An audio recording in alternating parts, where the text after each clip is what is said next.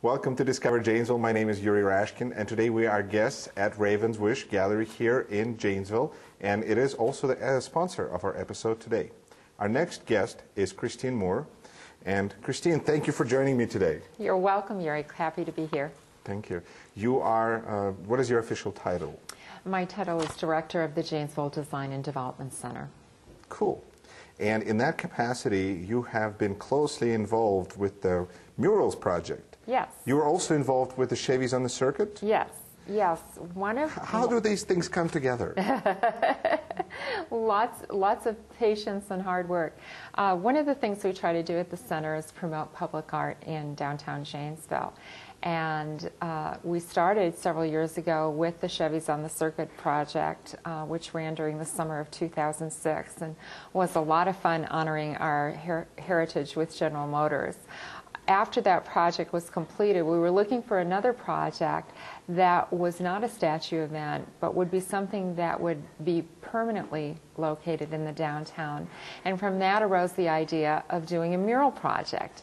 And out of that initiative was born the Heart of the City Outdoor Art Campaign. Heart of the City standing for downtown Janesville. And Outdoor Art Campaign as opposed to murals because the thought initially was that we might start with murals, but this could be a phased project that would include lots of other forms of art in the future. Wow, that sounds intriguing. Lots of other forms of art. Sure. Like statues and markers, perhaps. Statuary is another way to express public art in downtown spaces. So we wanted to keep a title that was broad enough to encompass where this all might go in the future. What I was curious about is that the murals are not painted on the buildings; they are attached. Mm-hmm. How did you choose to go that route versus more traditional approach to murals? Painting it on the buildings. Mm-hmm. That's a great question. We did start out exploring the idea of doing a paint brick process. Two reasons we didn't go down that road. The main reason had to do with the durability of paint on brick.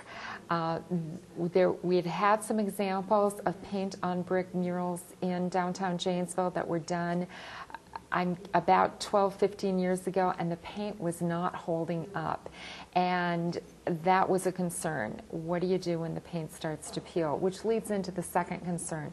Once you put up a paint on brick mural, whose responsibility is it to take care of that?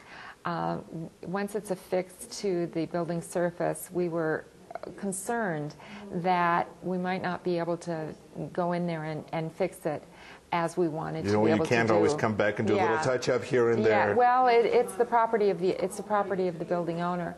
So we went with the UV coated vinyl because that allowed us to keep some control over the material. The UV coated vinyl murals are insured. If something happens to them, we can replace them.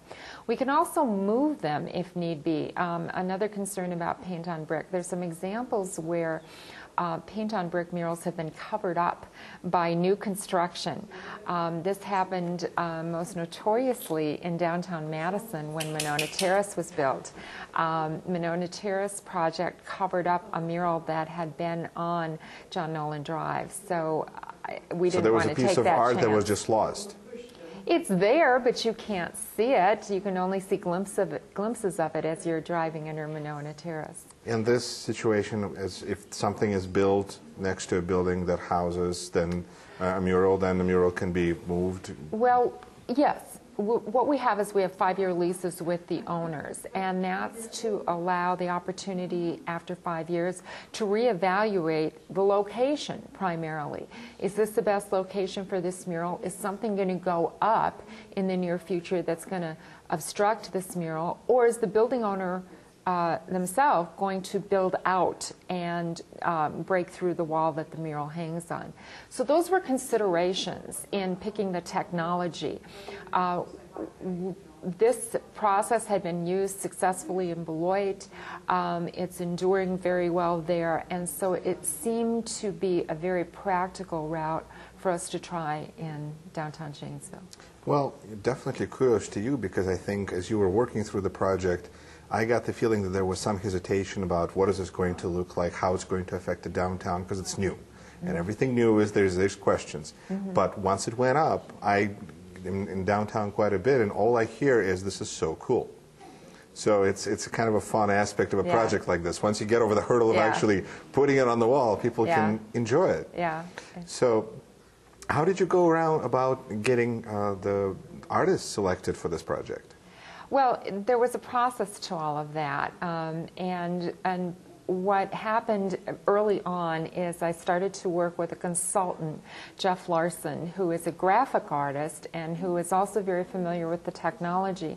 And he and I put our heads together to come up with subject matter for these murals. So once we selected the technology, the next question was subject matter.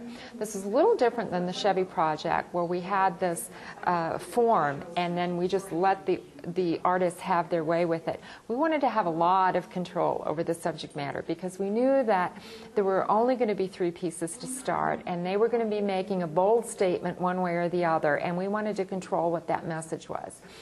So we began a period of research trying to come up with subject matter ideas. And we hit some pay dirt when we took a look at the video that Wisconsin Public Television and the Wisconsin Historical Society produced a few years ago on Janesville, on the history of Janesville.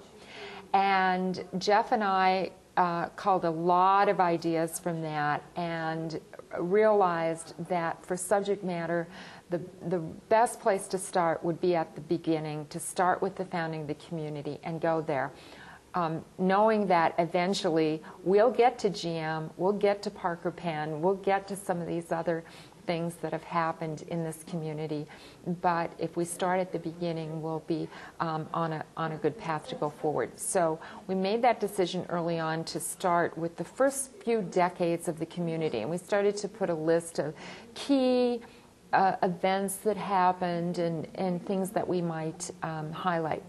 We also started to think about the style of the art, and we looked at the style of some other murals and the style of some art that we liked that had community messages to it. And we kept coming back to the art from the WPA era, the 1930s, when the government supported artists and encouraged artists to go out and paint American life. Well, they were considered productive members of society who also needed to eat. Ah, exactly. What about it appealed to you, or how's the connection there? Because a lot of the subject matter in the WPA era artwork is the working man, and we just thought highlighting the working members of our community would touch a nerve with Janesville residents, and that they would see a good relationship there.